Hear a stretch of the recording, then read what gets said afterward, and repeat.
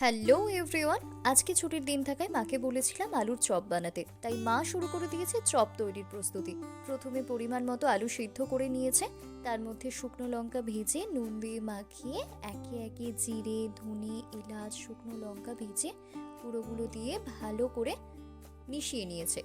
এদিকে কড়াতে তেল দিয়ে রসুন বাটা ভেজে নিয়েছে, কিছুটা ভাজার পর তারপর আদা বাটাটা দিয়ে ভালো করে নেড়ে তার মধ্যে মাখানো আলু সিদ্ধটা তুলে দিয়ে একে একে ধনেপাতা, অল্প চিনির গুঁড়ো আর বাড়িতে বাদাম না থাকায় চানাচুর থেকে কয়েকটা বাদাম খুঁজে খুঁজে দিয়ে দিয়েছি। সব কিছু ভালো করে মিশিয়ে নামিয়ে দিয়েছে মা। এবার তারপর আলু মাখাটা বেসন হাতে চপের আকারে গড়ে একে একে থালাতে সাজিয়ে নিয়েছি। গুনতিতে কিন্তু মোটে 8টা চপ হয়েছিল, 4টে আমার, 2টো বাপির, 2টো মায়ের।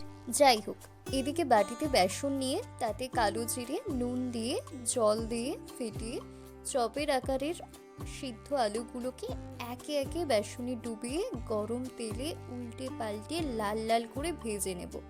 সাথে কাঁচা লঙ্কা থাকবে আর এক ফালি পেঁয়াজ।